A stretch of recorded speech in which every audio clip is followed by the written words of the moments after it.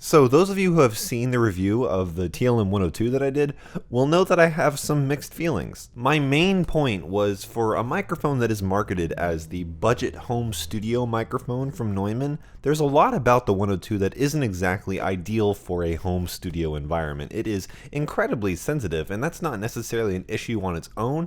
The issue comes with the lack of support. Absolutely no shock mount unless you want to pay a premium of like $100 to like $300, and that high sensitivity makes it extremely sensitive to the environment around it. And as we know, much like what we're talking about here in this room, home studio environments are not ideal. So I always encourage people that are recording music or recording voiceover or anything at home to find a microphone, especially condenser microphones, that take advantage of proper noise rejection. There are microphones out there that are 1/3 the price of the TLM 102 that do background noise rejection better. I want to take a quick break to thank one of our subscribers, Phil, who actually let me borrow his TLM 103 and another famous microphone that we're going to see very soon on this channel. We'll keep that as a surprise for now. Everyone, please go in the comments and write "Thanks, Phil." I want to see everyone type "Thank you, Phil," because he made this and a number of other videos possible, and you're all going to be very excited about what's coming. Now that we've all thanked Phil, let's go to the actual couch and start the review. So as I alluded to, there were some points of criticism that I had for my 102 review, and I want to go over the main one right now. I think I can kind of sum up the feedback with one general statement.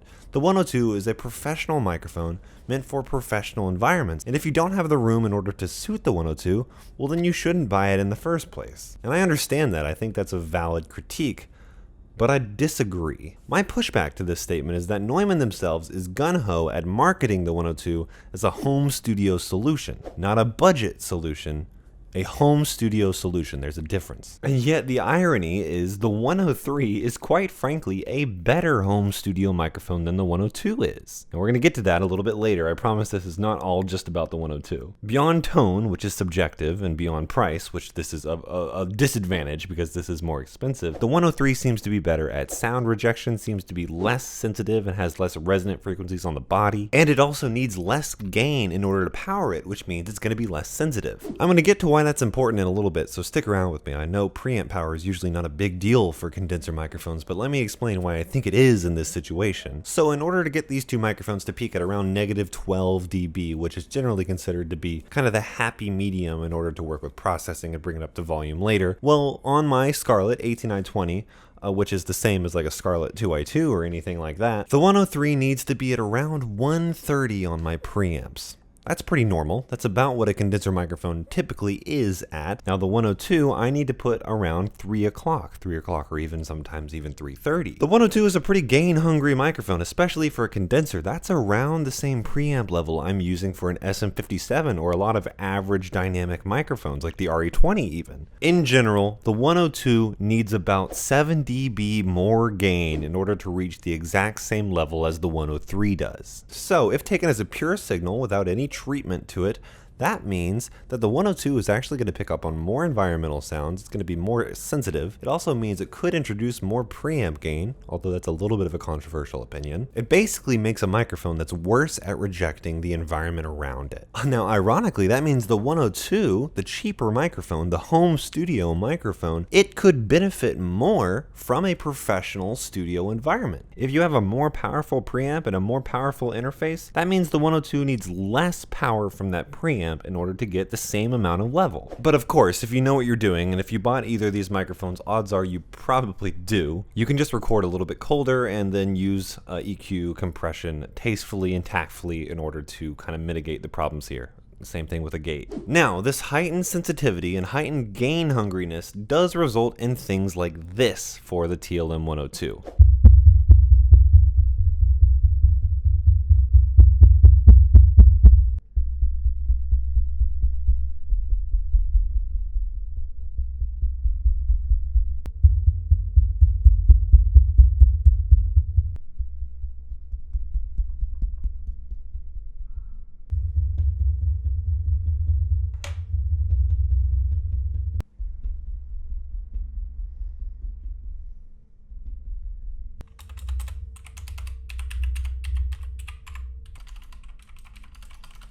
Notice the difference in how much low end is being brought up with the 102 compared to the 103. So my biggest gripe therefore with the 102 is kind of namely two things. One, how it's marketed. It's marketed as the budget home studio Neumann, when in reality there isn't much about this microphone's nature that makes it particularly good at being a home studio mic. As I said before, you can get a microphone that is a third the cost, that has a custom tailored shock mount, which you don't get with the 102, is less sensitive to the environment around it, and comes with stuff like a pop filter and a padded case. There's nowhere to store the 102, it comes with a box you just throw away. And the second thing is the 102 doesn't have any peripheral support. There is no shock mount that comes with it. The clip stand doesn't really do much of anything. You get a microphone without a case. This is what you get, and a piece of plastic to hook it up to a mic stand. If you want to buy the shock mount for this mic, you're going to pay anywhere from $100 to $300. This shock mount, $300, like $270 or something. It's effective. It's a good shock mount. Is it $300 worth of good? I don't know, man. This is 2 pieces of metal and 2 strings, so $300? Okay, I'll get off my rant here, and if you're upset about this review, you probably already told me in the comments, and maybe you didn't make it to this part of the video, because these are 2 superb microphones. These microphones sound amazing, and they're very good at what they do, as long as you have an environment where they should exist in and not have any outside interference in. They have a frequency response that, when done right, is kind of universally loved, that being a little bit of a roll-off in the low end, a pretty much flat mid-range, and a little bit of a boost in the upper end, around 5 to 6K up to 10K. No one does this better than Neumann. Neumann has a beautiful hold of mid-range tone, and when they add the high shelf, although maybe it can get a little bit sibilant at times, it is very nice. The air is wonderful, adds a nice breathiness to your sound and tone. Now, there is a difference between how these 2 microphones handle high end though. The 103 is characterized kind of as the brighter microphone. That is because it has kind of a wider range of frequencies that it's boosting. From 5K to 10K, it kind of plateaus and has more of a range inside of that, whereas the 102 kind of has a bump around the 5K mark. Now, whenever I was studying the specs of these microphones before I had the 103 to actually compare against the 102, I was kind of thinking that because of the frequency response that they would be kind of splitting hairs. Yes, the 103 would be a little bit brighter, but the 102 would be pretty similar. They are siblings after all, but they don't sound similar at all. Yes, the 102 is a more mid-range focused microphone. The 103, well, yes, it is a mid-range present microphone. It puts a lot more emphasis on the high end and is in general a brighter microphone as well. But this is a lot more mid-range forward than the 103 is. And I really think the reason behind that is less about the frequency response and more about this microphone's sensitivity. Yeah, the exact thing that I was criticizing this microphone for a while ago. It is that heightened sensitivity that makes the 102 a bit more dramatic. And actually, all those reasons that I was criticizing it for in the first part of this review make me like the 102 more. It's not ideal for a home studio environment, but that added sensitivity makes it more dramatic with proximity effect. The breathiness of my voice, it's kind of like zooming in on someone's face with a 4K camera. You see more pores, you might see pimples, you might see how their eyebrow is shaven weird. But with the right face, which means the right voice, it's super complimentary. Yeah, you gotta be a little bit more careful with how you move, because that sensitivity is gonna pick up that wavering, especially in the low end. Yeah, that same thing is gonna make it so my cat eating her kibble on the other side of this room is super audible with this mic when it wouldn't be in the 103. It's got attitude. It's dramatic, it's difficult to work with, and it's moody. But that same drama makes me like the 102 more. The added sensitivity does something to the mid-range that I really enjoy. More than I've ever enjoyed a mid-range focused microphone before. There's a trade-off that you're getting, but with that trade-off, you're getting a really detailed, beautiful sounding mic. Now, one thing that I love about the Neumann sound is how they handle that mid-range. It almost feels naturally compressive, and I mean that in the best way possible. These things sound analog. No matter what interface you're plugging it into,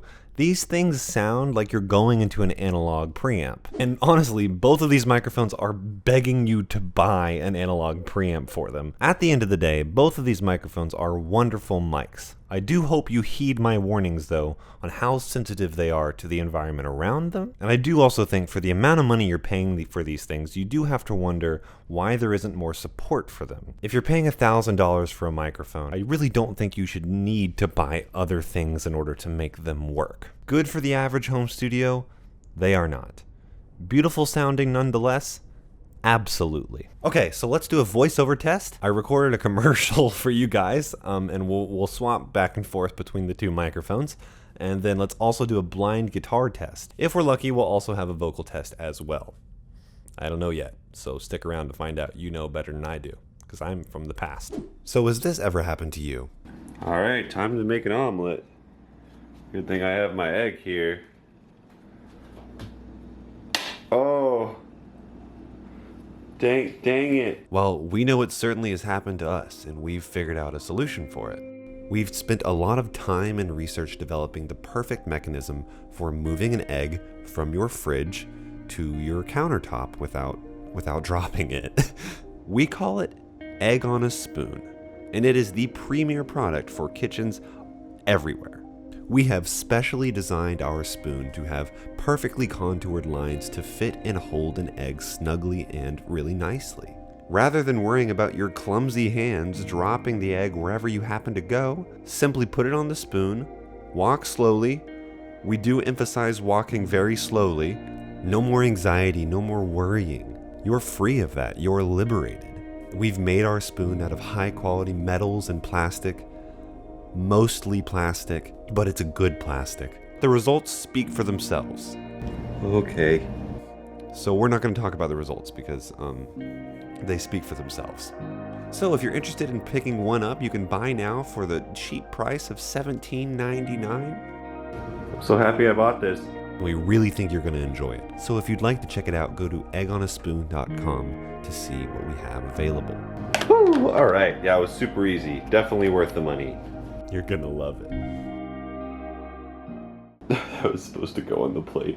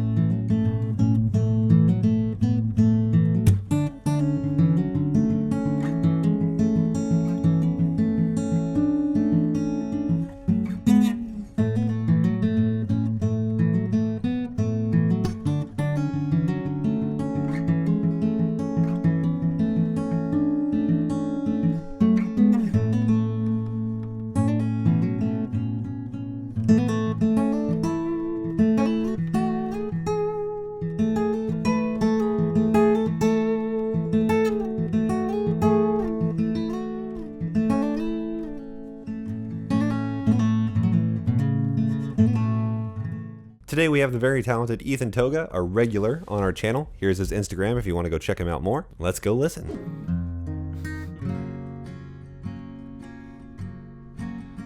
Oh, I've plotted out the future as best as I can. I've put far too much faith in the kindness of man. The wheel breaks a bit more now with every turn. Makes me wanna visit my lover, just let it all burn. Let it all burn. Let it all burn. Oh, let it all burn.